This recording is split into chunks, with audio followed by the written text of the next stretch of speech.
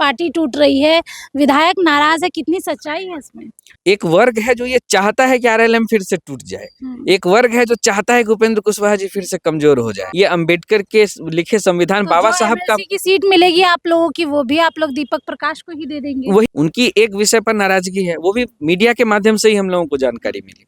और दूसरा विषय है कि पार्टी में टूट का कहीं और जाने का कोई विषय ही नहीं है। नमस्कार, लाइव बिहार देख रहे हैं आप, आपके साथ मैं स्नेहा गुप्ता।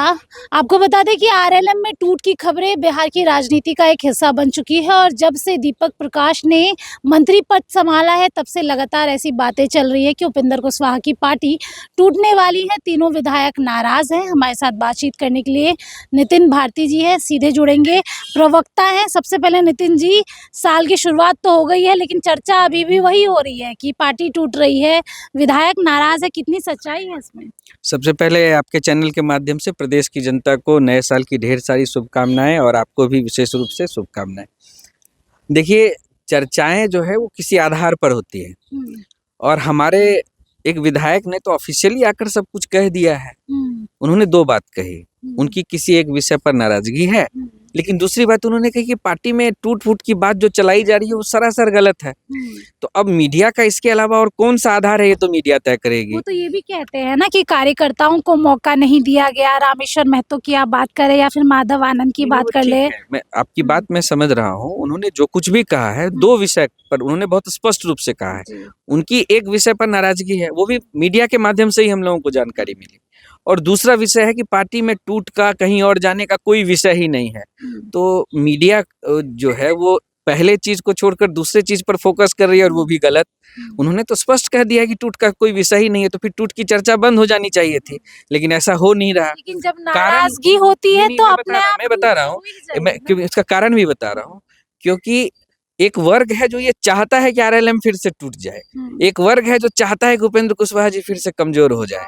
इसलिए ये विषय बार बार उठाया जा रहा है। और रह गई नाराजगी की बात, तो मुझे इतनी समझ है कि पार्टी के आंतरिक विषयों पर, पार्टी के प्लेटफॉर्म पर ही बात हो सकती है। मीडिया से बात करके किसी समस्या का, किसी नाराजगी का कोई समाधान निकल नहीं सकता। इसलिए मैं उसी परिधि में रहते हुए इस विषय पर अपनी कोई बात नहीं रखूंगा मीडिया के सामने में। और मुझे लगता है कि किसी पार्टी का हित चाहने वाले किसी व्यक्ति को नहीं रखनी चाहिए। लेकिन बात तो ये भी है ना कि कार्यकर्ताओं को मौका नहीं मिल रहा। अगर मंत्री बनाना ही था तो किसी तीनों में से किसी भी विधायक को बना देते। जो उनके बेटे के पास ना कोई पद है, ना एक्सपीरियंस है, और अचानक से आप उनको मंत्री बना तो कार्यकर्ताओं में तो नाराजगी वो साफ तौर पे देखने को मिल नहीं, ही देखिए, रही है। ऐसा है कि संवैधानिक व्यवस्था पर सवाल करने जितना मैं पढ़ा लिखा नहीं हूँ। मैंने इतनी ही पढ़ाई की है कि संविधान में किसी कार्यकर्ता को, किसी व्यक्ति को मंत्री पद की शपथ दिलाने के बाद 6 महीने के अंदर किसी सदन का सदस्य होना आवश्यक है। ये अंबेडकर के लिखे संविधान तो बाबा साहब का की सीट मिलेगी आप लोगों की, वो भी आप लोग दीपक प्रकाश को ही दे देंगे? वही व्यवस्था है ना, व्यवस्था तो वही है। लेकिन अगर डिमांड करे तो इस सीट पे तो कई और लोगों का हक होना चाहिए। नहीं, देखिए, ऐसा है कि हमने कार्यकर्ताओं की डिमांड के आधार पर ही यह निर्णय लिया है। मतलब और चाहते हैं जी दीपक बिल्कुल प्रकाश? चाहते हैं नहीं, पिछले कई वर्षों से चाह रहे थे। और इसका यदि आपको कोई उदाहरण देखना है तो अभी हम लोगों ने जो यात्रा शुरू की है विभिन्न जिलों की, जहां पर माननीय मंत्री के रूप में आदरणीय श्री दीपक प्रकाश जी समीक्षा बैठक करने के लिए जा रहे हैं, विभाग की योजनाओं का जिस तरह से गहन निरीक्षण कर रहे हैं, और उस बीच में जो कार्यकर्ताओं का जोश उमंग दिखाई दे रहा है, यह अपने आप में परिलक्षित करता है कि आदरणीय उपेंद्र कुशवाहा जी ने कार्यकर्ताओं की डिमांड पर जो यह निर्णय लिया है वो बिल्कुल उचित है।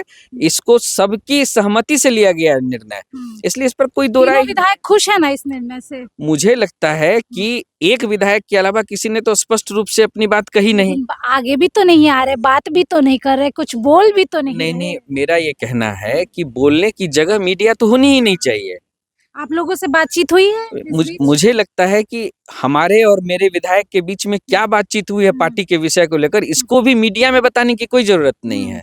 मुझे लगता है कि पार्टी का हित चाहने वाले किसी भी व्यक्ति को ऐसा नहीं करना। ऑल इज वेल तो बता सकते हैं ना कि ऑल इज वेल है कि नहीं? पार्टी में सब चंगा सी, कहीं कोई प्रॉब्लम नहीं है। अच्छा, एक सवाल मैं आपसे ले लेती हूँ क्योंकि परिवारवाद का इल्ज़ाम आप लोग तो हमेशा लगाते आए हैं सब पे। आज आप ही लोगों की पार्टी पत्नी जो है उपेंद्र कुशवाहा की विधायक हैं, बेटे मंत्री बन गए हैं, खुद राज्यसभा सांसद है। पूरा परिवार तो सेटल हो गया और अब कहा जा रहा है कि दीपक प्रकाश जी की पत्नी भी सेटल हो जाएँगी कहीं न कहीं। इसका आधार क्या है? परिवारवाद नहीं, आधार नहीं, नहीं, है? नहीं, नहीं, परिवार का आधार नहीं, इस जानकारी का। और हुँ, मुझे अफ़सोस इस बात का है, मुझे मालूम नहीं कि आपके चैनल पर ये चला है कि नहीं हुँ, चला हुँ, है।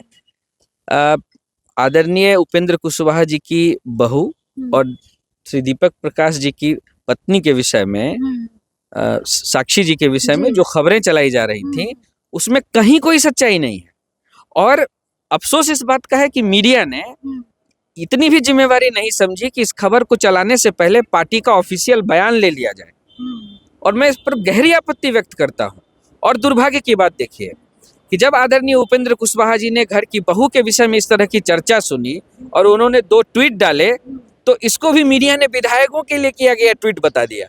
जबकि वो बहुत स्पष्ट था कि उस समय किस विषय पे चर्चा चल रही थी। ये दुर्भाग्य की बात है। देखिए, मुझे लगता है कि थोड़ी संवेदनशीलता की ज़रूरत है दोनों पक्षों में। जी।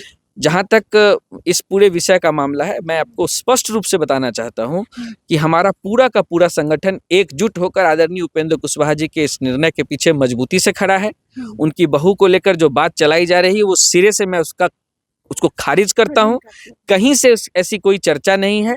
और इन सारी चीज़ों के बीच मैं केवल इतना ही महसूस करता हूँ कि जिस तरीके से जब उपेंद्र कुशवाहा जी की ताकत बढ़ी है, उनको कमज़ोर करने का हर संभव प्रयास किया जाता है। लेकिन मैं आपको स्पष्ट रूप से कहता हूँ कि इस बार ये प्रयास सफल होने वाला नहीं है।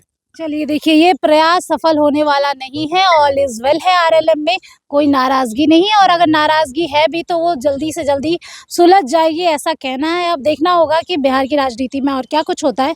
आप बने रहिए हमारे साथ, तब तक के लिए बहुत-बहुत शुक्रिया।